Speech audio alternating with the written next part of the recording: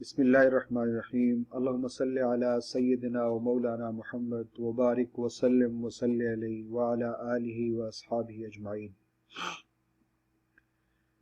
برادران مکرم، ہمارے ہاں ایک غلط فہمی جو بڑے وسیع پیمانے پر پائی جاتی ہے کہ احرام جو ہے وہ محض دو چادروں کا نام ہے،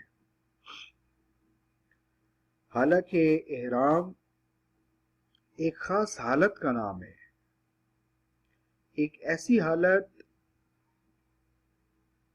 جس میں انسان عمرہ کرنے سے پہلے یا حج کرنے سے پہلے آتا ہے، اور اس حالت کے لیے کچھ مخصوص پابندیاں ہیں۔ جب تک وہ عمرہ کمپلیٹ نہیں ہو جاتا یا جب تک وہ حج مکمل نہیں ہو جاتا تو اس حالت میں کچھ ایسے امور ہیں جو ویسے تو جائز ہیں، حلال ہیں، لیکن اللہ رب العزت نے عمرہ کے مکمل ہونے تک یا حج کے مکمل ہونے تک ان حلال کاموں کو بھی حرام کر دیا ہے۔ اس لیے ان امور کا خیال رکھنا اور ان پابندیوں کا خیال رکھنا اسے حالت احرام کہتے ہیں۔ تو آج ہم وہی پڑھیں گے کہ وہ کون سے ایسے امور ہیں جن کی پابندیوں کا خیال رکھنا ضروری ہے۔ احرام کے لغوی معنی ہے رک جانے کے، اور شریعت کی اصطلاح میں حالت احرام ایسی حالت ہے جس میں انسان نے ان تمام امور سے رک جانا ہے جن کی پابندیاں اللہ رب العزت نے لگا دی ہیں۔ اب حالت احرام میں آنے سے پہلے تیاری کیسے کرنی ہے؟ ناخن تراش لینے ہیں، بال وغیرہ صاف کر لینے ہیں، غسل کرنا ہے، اگر پانی کی دستیابی جو ہے وہ کثرت میں نہ ہو تو وضو کر لینا ہے غسل کی بجائے، اور اگر پانی دستیاب ہے اور وقت ہے آپ کے پاس تو آپ ضرور غسل کیجئے۔ پھر احرام کا لباس پہنیے۔ اچھا، احرام کا لباس کیا ہے؟ مرد کے لیے تو دو چادریں ہیں جو کہ ایک تہمت کے طور پہ باندھ لی جاتی ہے اور ایک اوپر اوڑھ لی جاتی ہے، جبکہ خواتین کے لیے ان کا عمومی لباس جو ہے وہی احرام ہے، لیکن اس لباس کو ساتر ہونا چاہیے، پردے والا ہونا چاہیے۔ ایسا نہیں ہونا چاہیے کہ وہ انسان کو رفث کا شکار کرے، مردوں کو شہوت کا شکار کرے۔ لباس ایسا ہونا چاہیے جو پردہ کا مکمل جس میں خیال رکھا جائے، آپ کے بال ننگے نہ ہوں، سر ننگا نہ ہو۔ احرام کے اس لباس کے بعد نوافل پڑھنے ہیں آپ نے، آپ کے پاس وقت ہو تو آپ نے نوافل پڑھنے ہیں۔ نوافل جیسا کہ نام سے ہی ظاہر ہے، نفل کون سی عبادت ہے؟ وہ عبادت ہے کہ جو کی جائے تو ثواب ملتا ہے، جو چھوٹ جائے تو اس پہ گناہ نہیں ہے۔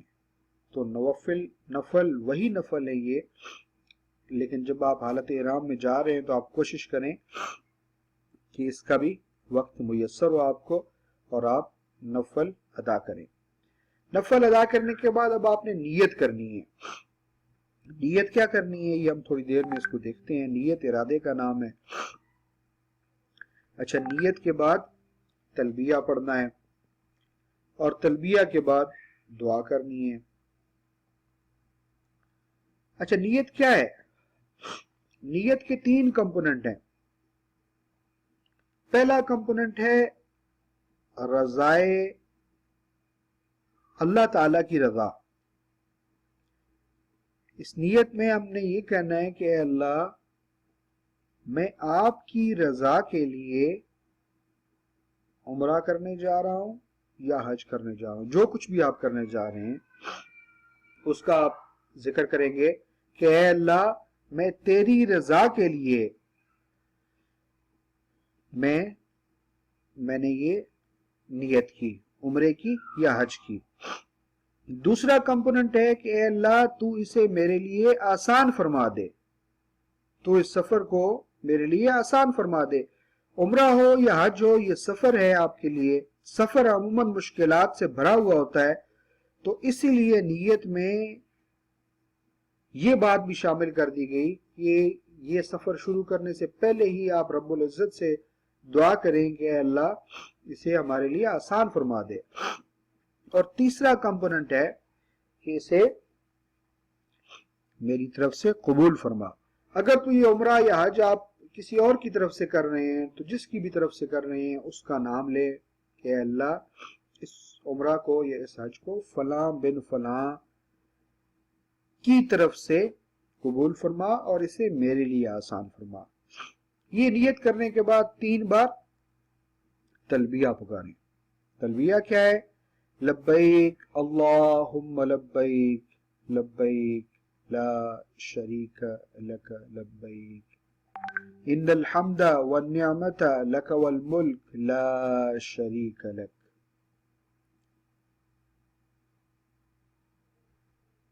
تلبیہ پڑھنے کے بعد دعا مانگنا سنت رسول صلی اللہ علیہ وسلم ہے. دعا کیا مانگنی ہے؟ دعا یہی مانگنی ہے کہ سفر کو آسان فرما، اسے قبول فرما، اور اس میں پھر استغفار کرنی ہے. پھر اس میں ہر اس بندے نے جسے آپ کو دعا کا کہا ہے اس کے لیے دعا مانگنی ہے، جنہوں نے نہیں کہا ان کے لیے بھی دعا مانگنی ہے. اب آ رہی ہیں احرام کی پابندیاں. وہ جس حالت میں آپ جا رہے ہیں، جس کی آپ نے تیاری کی ہے، جس کے لیے آپ نے نوافل پڑھے ہیں، اس حالت میں جانے کے بعد آپ نے کن امور کا خیال رکھنا ہے؟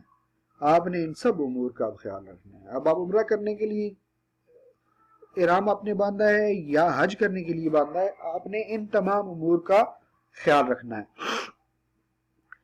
پہلی بات کیا ہے؟ مرد اپنا سر ننگا رکھے گا، خاتون اپنا چہرہ کھلا رکھے گی. ہاں، خاتون نے چہرہ کھلا رکھنا ہے، لیکن جب مردوں کا سامنا ہوگا تو وہ چہرے پہ چادر ڈال دے گی. اب یہاں پہ آناف کے ہاں یہ ہے کہ چادر کو اس طریقے سے چہرے پہ ڈالنا ہے کہ وہ چہرے کو مس نہ کرے. باقی تمام جو فقہ ہیں اس میں یہ سختی نہیں ہے. تو آناف کیا کرتے ہیں؟ آناف کی خواتین جو ہیں وہ ایک ایسی کیپ پہنتی ہیں کہ اس کیپ کے پہننے کے بعد چادر اس طریقے سے چہرے کے سامنے آتی ہے کہ وہ چہرے سے دور رہتی ہے. اچھا، پھر اگلی پابندی یہ ہے کہ ناخن نہیں اتارنے، بال نہیں کاٹنے، خوشبو نہیں لگانی. مرد نے کوئی سلا ہوا کپڑا نہیں پہننا، کوئی ایسی چپل نہیں پہننی جس سے پاؤں کی ابھری ہوئی ہڈی جو ہے یہ چھپ جائے. اچھا، یہ پابندی جو ہے پاؤں کی ابھری ہوئی ہڈی چھپ جائے، یہ بھی آناف میں ہے. یہ پابندی آناف میں ہے، باقی چاروں فقہوں میں اس کی پابندی نہیں ہے. اچھا، پھر شکار نہیں کرنا، نہ تو شکار خود کرنا ہے اور نہ شکار میں معاونت کرنی ہے شکاری کی. پھر میاں بیوی کی مخصوص باتیں بھی ممنوع ہیں. حالت احرام میں آپ جب تک رہیں گے، یعنی جب تک کہ آپ عمرہ ختم نہیں ہو جاتا، مکمل نہیں ہو جاتا یا حج مکمل نہیں ہو جاتا، تب تک میاں بیوی کی مخصوص باتیں بالکل ممنوع ہیں. مخصوص باتوں سے مراد ازدواجی تعلقات ممنوع ہیں. منگنی نہیں کر سکتے آپ حالت احرام میں جب ہوں، کوئی رشتہ نہیں بھیج سکتے آپ کسی کو، اسی طریقے سے نکاح نہیں کر سکتے. پھر حدود حرم میں ہرے بھرے خضرو پودے جو ہیں انہیں نہیں اکھاڑ سکتے آپ، لڑائی جھگڑا نہیں کر سکتے. حدود حرم میں گری ہوئی کوئی چیز ہو تو اسے آپ نہیں اٹھا سکتے. اچھا، یہاں پہ اس بات کے حوالے سے بڑا ذہن میں رکھیں کہ حدود حرم، اب حرم ایک دوسرے ملک میں ہے، وہاں ان کے قوانین چلتے ہیں. وہاں آپ نے صرف حالت احرام میں ہی کسی کی چیز، کوئی چیز گری ہوئی نہیں اٹھانی، بلکہ کسی بھی حالت میں ہو آپ ویسے بھی وہاں پھر رہے ہوں تو آپ نے کوئی چیز نہیں اٹھانی. جو چیز آپ کی نہیں ہے، جسے آپ عدالت میں ثابت نہیں کر سکتے کہ یہ آپ کی چیز ہے، وہ آپ نے نہیں اٹھانی. بھلے آپ کی گروپ کی کسی اور بندے کی بھی ہے، آپ کی وائف کی بھی ہے، تو آپ نے نہیں اٹھانی. آپ نے انہیں بلانا ہے کہ آئیں، یہ چیز آپ کی ہے، وہ بھی دیکھیں پہلے کہ ہاں یہ ان کی ہے یا نہیں. اگر انہیں کی ہے تو ہاتھ لگائیں، نہیں تو بعض اوقات وہاں ٹریپ بھی کیا جاتا ہے، وہاں چیزیں پھینک دی جاتی ہیں دیکھنے کے لیے کہ اگر کوئی چور چکا ادھر ادھر پھر رہا ہے تو اسے پکڑا جائے، تو جو ہی وہ چور قریب آتا ہے وہ اس چیز کو ہاتھ لگاتا ہے تو اسے پکڑ لی جاتا ہے۔ اس لیے آپ نے یہ ذہن میں رکھنا ہے، کیونکہ پھر یہ ثابت کرنا کہ میں چور نہیں ہوں، میں نے تو یہ اپنی بیوی کی چیز اٹھائی تھی، یا میرے تو گروپ والے بندے کی ہے یا میری ہے، اس چیز کو ثابت کرنے کے لیے پھر بڑی پریشانی ہوتی ہے، تو کوئی چیز نہیں اٹھانی۔ اچھا، حدود احرام میں کوئی چیز نہیں اٹھانی، اور اس سے پہلے جتنی بھی باتیں ذکر کی گئی ہیں یہ ساری حالت احرام کی پابندیاں ہیں۔ تو یہ میرے بھائیوں یہ یاد رکھیے گا کہ احرام محض 2 چادروں کا نام نہیں ہے، احرام ایک خاص حالت کا نام ہے، اور اس حالت میں یہ ساری چیزیں ممنوعات ہیں۔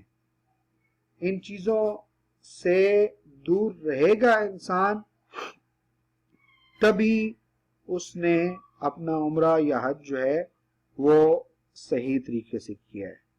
اگر ان پابندیوں کا پابند نہیں رہ پایا ایک آدمی تو پھر مختلف معاملات ہیں، دیکھنا پڑے گا کون سی پابندی اس نے نہیں اس کا خیال اس نے نہیں رکھا یا وہ خیال نہیں رکھ پایا، تو اس حساب سے پھر انسان پہ دم آ جاتا ہے۔ وہ دم ایک الگ سبجیکٹ ہے، بہرحال یہ یہاں پہ ہم یہ ذکر کر رہے ہیں کہ حالت احرام کیا ہے۔ تو حالت احرام میں یہ پابندیاں ہیں، یہ پابندیاں ضرور انسان نے ان کا خیال رکھنا ہے، معتمرین نے خیال رکھنا ہے۔ اب حالت احرام میں جائز امور کون کون سے ہیں؟ تو حالت احرام میں یہ والے امور جائز ہیں جو آپ کے سامنے اس وقت سکرین پہ، مرد و خواتین احرام کی یہ چادریں، یہ لباس جو ہے اس کو تبدیل بھی کر سکتے ہیں دھونے کے لیے تبدیل کریں، تو جو نیا لباس پہنے وہ بھی وہی ہو، وہی سے مراد مرد جو ہے 2 چادریں ہی پہنے، عورتیں جو ہیں وہ ایسا لباس ہی پہنے کہ جو ان پورے قواعد پر پورا اترتا ہو، جو ساتر ہو، جو پردے کو مکمل طور پر پردے کا خیال رکھتا ہو۔ انگوٹھی پہنی جا سکتی ہے، گھڑی باندھی جا سکتی ہے، ہیڈ فون پہنا جا سکتا ہے، سر ننگا رکھنا ہے، لیکن چھتری یا گاڑی کی چھت سے یا کسی بھی طریقے سے سایہ حاصل کیا جا سکتا ہے، سر دھویا جا سکتا ہے، بدن دھویا جا سکتا ہے، پٹی باندھی جا سکتی ہے، مسواک کی جا سکتی ہے، ٹیکا وغیرہ لگانے کی ضرورت آ گئی ہے تو ٹیکا لگوایا جا سکتا ہے، کاندھے یا گلے میں بیگ لٹکایا جا سکتا ہے، موذی جانور، ایذا پہنچانے والا جانور، اسے مارا جا سکتا ہے، ٹیشو پیپر یا کپڑے سے پسینہ بھی صاف کیا جا سکتا ہے۔ تو میرے ساتھیوں، آپ ایک ایسی عبادت کے لیے جا رہے ہیں جس کا انسان کو شاذ و نادر ہی موقع ملتا ہے، تو آپ نے اس بات کا خیال رکھنا ہے، خصوصی خیال رکھنا ہے کہ رب العزت نے جو پابندیاں لگائی ہیں اس سفر میں، ان پابندیوں کا مکمل خیال رکھا جائے۔ اللہ رب العزت کی ذات یہ سفر آسان فرما دے، ان پابندیوں کی پابندی کرنا آسان فرما دے۔ ربنا تقبل منا انک انت السمیع العلیم، وآخر دعوانا الحمد للہ رب العالمین۔ السلام علیکم۔